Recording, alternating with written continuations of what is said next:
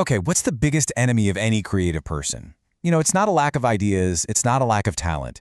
In this explainer, we're going to talk about something way more sneaky, that paralyzing need to make something perfect. So let me ask you something, and be honest. Have you ever had this amazing idea, a project you poured your heart into, tweaking every little detail for weeks, maybe even months, only for it to just sit on your computer, collecting digital dust? Yeah. If that sounds familiar, you are definitely not alone. This whole frustrating cycle actually has a name. It's called the perfectionist's paradox. It's this wild, ironic trap where the super high standards you think are going to lead to amazing work are the very things that stop you from finishing anything at all. And you see this play out in the real world all the time. Just picture it. One creator spends 6 months polishing a single project till it's absolutely flawless, but no one ever sees it. Meanwhile, they spend just 1 week on something they feel is just good enough. They put it out there and bam! It connects with people. It actually succeeds. This is how so many of us get trapped in this toxic loop.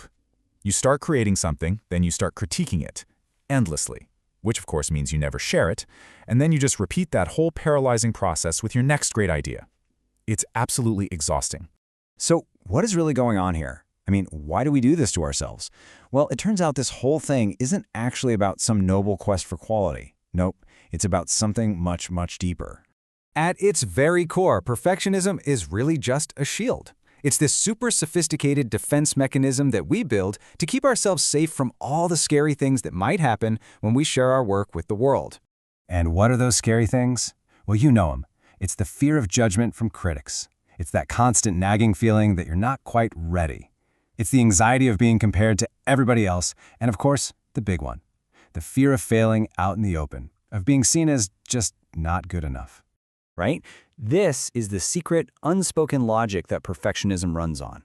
It's basically self-sabotage pretending to be a high standard. By never actually finishing, you give yourself a perfect excuse. You didn't fail. You're just, still working on it. But chasing perfect comes at a ridiculously high cost. We're talking about the law of diminishing returns. And trust me, it hits perfectionists like a ton of bricks. Think about the 80-20 rule. It applies so perfectly here. The first chunk of your effort, let's say 20%, that's what gets you 80% of the way there.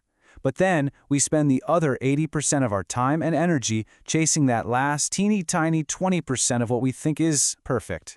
And here's the real kicker. That last 10% you're agonizing over, nobody else is even going to notice it. Seriously, if you spend 5 hours on something that looks pretty much the same as it did at hour 4, that's not refining anymore. That's just procrastination dressed up as diligence. The radio host Ira Glass has this amazing concept called the taste gap. It's that painful space between your brilliant vision, your incredible taste, and what you can actually create right now. You see every single flaw because you know the ideal version that lives in your head.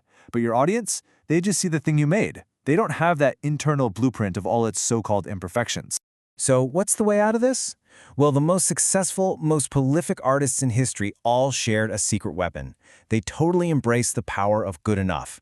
They understood that done is always, always better than perfect. Think about someone like Picasso. The man produced over 50,000 works of art. He wasn't trying to make one single perfect masterpiece. He just made stuff, constantly. These artists knew that quality actually comes from quantity. You build your creative muscle by finishing things, learning, and then starting the next one. You can't get any feedback on work that's just sitting on your hard drive. Okay, so this all sounds great in theory, right? But how do you actually do it?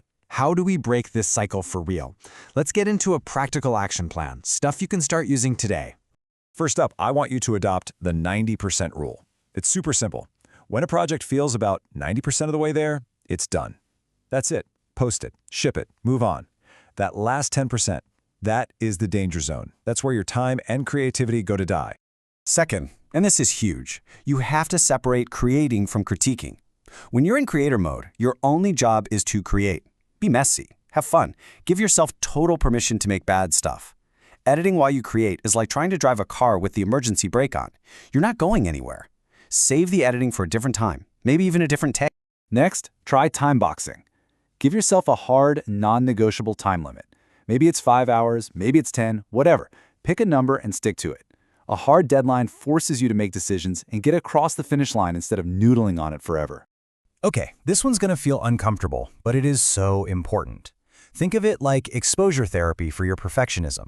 You need to deliberately share work that does not feel 100% ready. Practice sitting with that feeling of discomfort. You'll realize pretty fast that the sky doesn't fall, and you'll start building the resilience you need to untangle your self-worth from your work. And this brings us to the most important mental shift you can make. The goal here isn't to be a perfectionist. The goal is to pursue excellence. See, excellence is about having high standards, but it's focused on growth. Perfectionism sets impossible standards. It's based in fear, and at the end of the day, it's just self-sabotage. So please, remember this. Your work doesn't need to be flawless to be valuable, to connect with people, to make a real impact. The world gains absolutely nothing from that masterpiece you're keeping hidden away. So I'm going to leave you with a challenge. What is that one thing, that post, that design, that piece of music, that project that you've been holding back because it's not quite ready? My challenge to you is to share it this week. Let's break the cycle together.